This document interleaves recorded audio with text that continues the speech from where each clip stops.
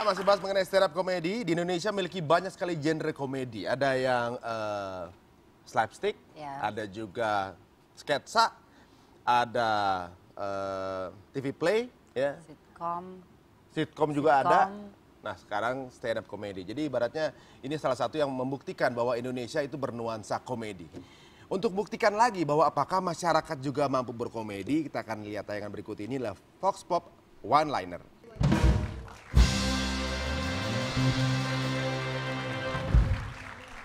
Ada tukang roti, terus ditabrak metro mini.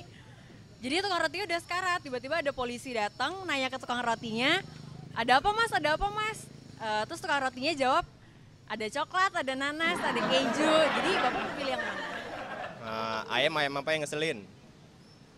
Nyerah kan? Ya. Ayamnya udah habis, nasinya masih banyak. Rumah gue tingkat, terus kayak tiba-tiba mati lampu. Dan itu kejadiannya bener-bener malam Jumat, malam. Gue kan masih tinggal sama nenek.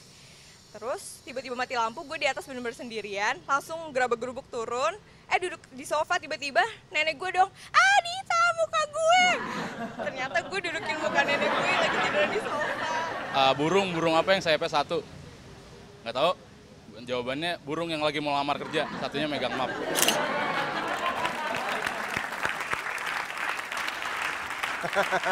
Tebak-tebakan ya? Ya. Jadi lebih ke tebak-tebakan kalau lagi one liner sih. Tapi Indonesia kebanyakan dari dulu tuh bahkan udah banyak buku mengenai tebak-tebakan itu laku gitu kan. Jadi sebenarnya sesuatu yang sering untuk mencairkan suasana di masyarakat. Nah, kita kembali dengan Fatih nih. Fatih yang mendorong kamu menjadi seorang komedian siapa? Aku nggak didorong, aku pengen sendiri. Pengen sendiri? Oh gitu. Kamu ingin seperti siapa sih kalau udah gede? Pengen dari diri aku sendiri. Contohnya ada nggak sih idola kamu di apa namanya komedian ini stand up? Sorry ya. Ada. Ada. Nggak, kita mau nanya kok sebenarnya. Tapi ini paksaan. Tapi kalau Tadi disuruh dari sini, disuruh.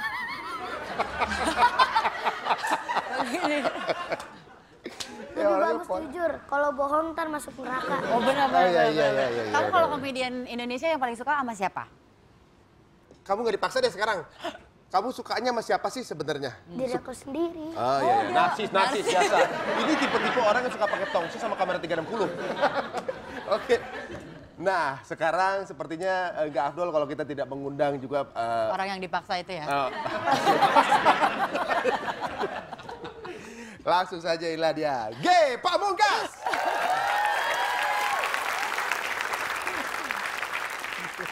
Assalamualaikum warahmatullahi wabarakatuh. Waalaikumsalam. Gue pengen ngomongin soal gue sendiri sebenarnya. Gue adalah orang yang suka nonton. Kebanyakan cowok suka nonton. Gue udah di tahap kalau gue itu suka nonton, bahkan gue ke toilet pun gue bakal tunda dulu kalau gue mau nonton.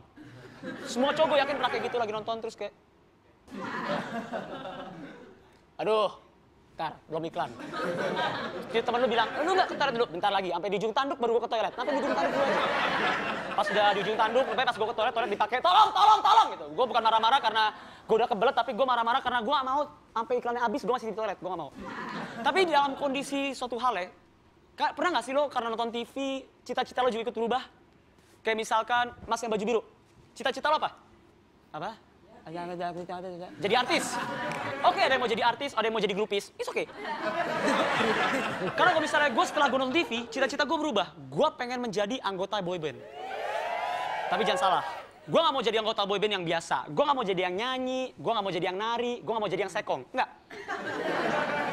Gue tuh pengen menjadi anggota boyband yang spesial. Gue pengen menjadi satu anggota boyband yang kerjaannya adalah berbisik kepada sang wanita dan minta maaf. Lo tahu boyband zaman dulu nggak? Boyz II Men. Ya kan? Kayak NSYNC, Boyzone. Lo perhatiin nggak sih? Selalu ada personil yang nari gini. Selalu ada yang nyanyi juga. Tapi ada satu anggota yang kerjanya adalah melipir ke depan panggung, terus minta maaf kepada sang perempuan di kamera. Jadi kayak, although we go, dia bakal, baby I'm sorry I just, I can live without you baby, till the end of the world. I'm sorry banget ya. Kok minta maaf? Lo nggak perlu pergi ke mall buat makan restoran mahal, lo nggak perlu ke restoran mahal. Lo makan di warteg aja, semua menu makanan lo bakal terdengar mahal kalau dipesennya pakai ala boyband.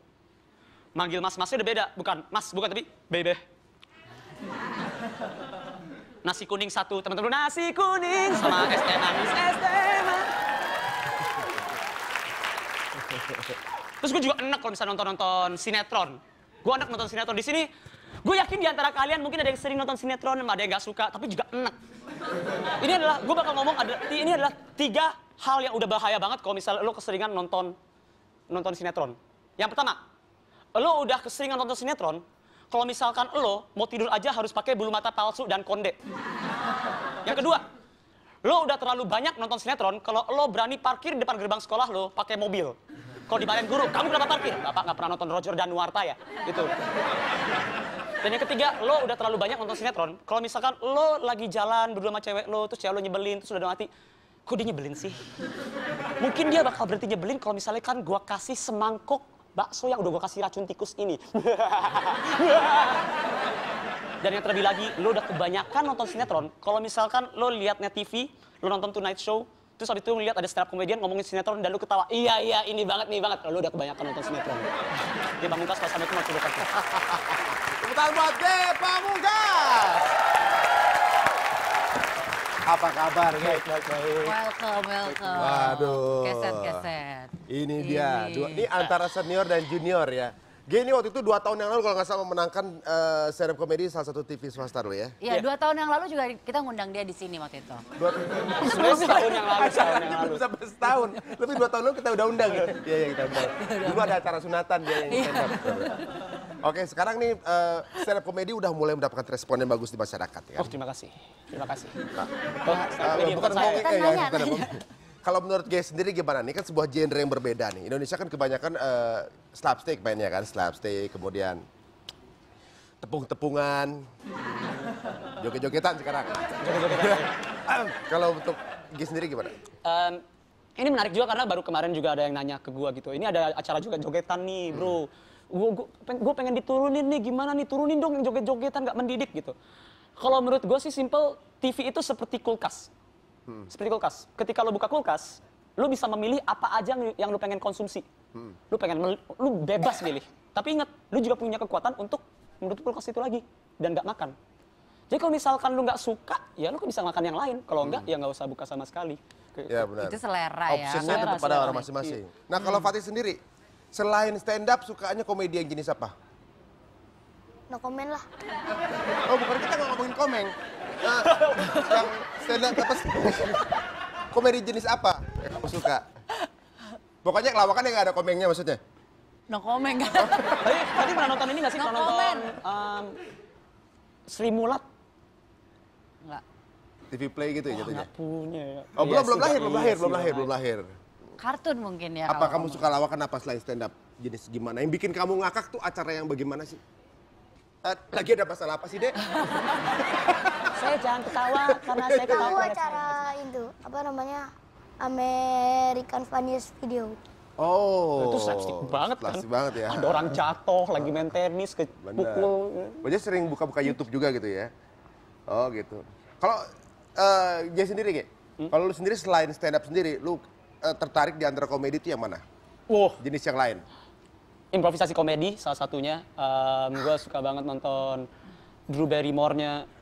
Drew Carrymore. Drew Carey-nya apa sih itu namanya? Whose Line Is It Anyway. Ya. Tapi gue juga belakangan ini gue lagi ke apa ya, kayak mengingat-ingat masa-masa di mana gue itu nonton Tessie, Tarzan gitu. Karena gue juga keingetan, gue besar di saat era mereka itu juga ada. Klasik gitu. Ada lah ya, Bagito, komedi. Darto Helm. Gue belum lahir loh. Iya udah. Aku juga sekelas sama Fatih. Ya kita sekelas kan Fatih. Maksudnya waktu dia di kelas gue ngajar. Sekelas kali ya semua. Ya benar. Nah sekarang tentunya juga dalam stand up comedy ada berbagai istilah-istilah yang dikenal dan masing-masing ini. Udah langsung duduk aja sih. Langsung saja sekarang kita akan lihatin lah dia istilah-istilah dalam stand up comedy. Yang pertama, act out. Act out. Kita minta peragain nih. Nah, kalau act out itu adalah kayak gimana? Nah, oh iya. Nah, ini act out. Ini Act out adalah proses di mana ketika komika bermain ekspresi atau bermain tubuh, gesture. Tubuh apapun, alis juga jungkit, mata mermelek, hidung kembang kempis, mulut maju mundur. Berarti kelebihannya Fatin itu ya? Kalau digabungin act out. gitu ya, begitu. Lagi di vibrate mukanya ya. Nah, ini kayak gini. Act outnya dia tuh adalah gini, itu sebuah kelebihan ya buat Fatih sendiri karena di mana ada kelebihan pasti ada kembalian kan. Karena ada Oh iya, itu kalau jual beli. Aduh ampun ya. Yang kedua adalah impersonate. Impersonate adalah teknik di mana stand up comedian itu bakal menirukan gaya seseorang. Contoh, Gaya, Fatih. coba. Gaya Oh, siapa? Coba, niruin gaya Niruin siapa? Misalkan. Itu gaya gua. Oh dia langsung. Oh langsung gitu. Misalkan kalau misalnya gua gaya Fatih tuh begini, misalkan. Kan orang tua juga pernah kecil. Ya kan? Iya. Terus muter. Itu gaya Fatih. Oke, coba ya. Mas Ari, gua tantang ya, impersonate. Siapa? Chef Juna bisa nggak? Oh, sudah. Terus gua jadi ini ya, gua jadi peserta. Itu kayaknya kurang ketumbarnya ketumbar. Tambahin lada bisa nggak? Chef Juna, resepnya coba dibaca. Hah? Resepnya Chef Juna di mana? Resep saya di tato saya. Jadi satu bawang. Berikutnya, riffing. Riffing itu adalah suatu format komedi yang cepet atau yang apa ya, improvisasi bentuknya, kayak di tempat on the spot, dan itu tentang apapun yang di sekitaran kita. Jadi kita bisa nge-riffing soal tempat, bisa soal penonton Juga ya gitu. bisa. Jadi hukumnya adalah hajar what they do, bukan what they are. Karena fisik kan kita nggak bisa memilih fisik kan. Ini ada pemberitaan dari Tuhan. Yang dia lakukan. Misalnya ditanya, kok kakinya gitu sih? Langsung dijawab, karena bisa jalan. Gitu. Misalkan gue nge-riffing Mbak Hesti ya. Mbak Hesti ini roknya itu kenapa begitu ya? Maksudnya sobeknya di kiri atau emang paha kiri jenik gitu. Jadi kayak pasti di Instagram semua fotonya paha kiri semua. Oh, paha gue gitu. Oh enggak, ini buat aliran udara. Oh, biar aerodinamis. Enggak aneh. Oke, berikutnya bom. Bom itu adalah dimana kalau misalnya komika lucu dibilangnya nge-kill. Kalau yang bagian gak lucu ya dibilangnya ngebom. Ngebom itu juga kalau misalnya komika ngebom, kalau gagal. Jadi kalau misalnya gagal itu kita kan ada cara-caranya. Yang pertama itu adalah bomb slide. Jadi kalau misalnya bomb slide itu kayak dilewatin aja. Seakan-akan itu adalah setup yang panjang. Jadi penonton tuh gak bakal, oh bukan gak lucu, itu bagian dari dia aja. Oh, dia malah dipanjangin gitu ya. Ada juga bom beat. Bom beat itu adalah beat yang dikeluarkan ketika kita ngebom. Misalkan kalau ngebom tuh, misalkan gak lucu ya. Misalkan bikin... Kayak ikan apa yang ikan gitu misalnya. Kan gak lucu. Gagal karena itu lucu. Jam. Ini dibilang jam tangan karena dipakai di tangan. Kalau di rambut jambul. Ha. Misalkan gitu. Penonton kan cengok gitu. Nah mungkin bisa dikeluarkan beat dengan cara, cengok, nggak ngerti gitu. Nambah gak lucu. Gue nggak punya bom beat sih, karena bom beat tuh harus canggih banget. Coba, mungkin Fatih punya? Ngebom? Iya. Mungkin Chef Juna punya kan bayang bom beat. Oh ya, saya juga. Ikan apa yang paling jelek? Ikan kamu. Tahuan. Aduh. Berikutnya, heckler. Heckler tuh, Fatih pernah di-heckling nggak? Heckler tuh kayak upaya penonton ngeganggu komika. Ganggu biar nggak lucu. Contoh kamu pernah nggak, Ti? Pernah nggak ngalamin diganggu penonton? Ganggu misalnya kamu lagi ngelawak nih. Misalnya kamu lagi ngomong. Aku pernah. Pernah nggak? Aku pernah diganggu tapi aku biarin aja lah udah. Gitu. Tapi maksudnya cara Kan ganggu waktu kamunya itu, gimana? Apa waktu dia ngomong terus? buka-bukaan, dia nggak buka. Dia ganggu, sebenarnya dia ganggu konsentrasi. Aku lagi gini, aku lagi stand up terus dia gini di sini dia gini. Oh, karena anak kecil kan, jadi pas kan gue bingung. Iya. Itu berpengaruh ya? Ganggu Sebenarnya konsentrasi pengaruh, ya? Tapi, bodoh, anggap aja nggak ada. Oh gitu. Tapi berarti dia emang udah tahu suasana panggung, kecil-kecil gini udah tahu ya? Itu namanya heckler ya. Jadi gangguan itu bisa dapat dari penonton. Kalau dari suasana itu termasuk heckler nggak? Misalnya pas lagi stand up comedy tiba-tiba ada pohon jatuh gitu di kepala, itu juga ganggu kan? Kalau gue tuh dapat hecklernya itu kalau dari suasana ya, azan pernah. Oh iya dari. Jadi pas gue lagi perform, terus ada azan. Jadi gue harus berhenti dulu. Enggak, kalau azan nggak harus terganggu karena itu buat Jakarta dan sekitarnya, bukan buat lo. Iya. Secara kan saya kan Los Angeles, jadi... Iya. Nggak tahu jadi ya. Jadi kalau sekarang mungkin kita bisa mengetahui bahwa banyak sekali hambatan untuk menjadi seorang stand up comedy juga banyak obstacle-nya. Nggak mudah untuk berada di atas panggung sendirian bikin orang ketawa. Lagi enak-enak ngobrol, tiba-tiba ada yang gitu. Konsentrasi buyar. Kenapa kebanyakan para komedian itu adalah lelaki? Komedian stand up, komika maksudnya ya. Kita akan bahas segmen berikutnya hanya di Tonight Show. Coba kalau misalnya lihat Lehernya juga bukan leher-lehernya ini. leher ya iya.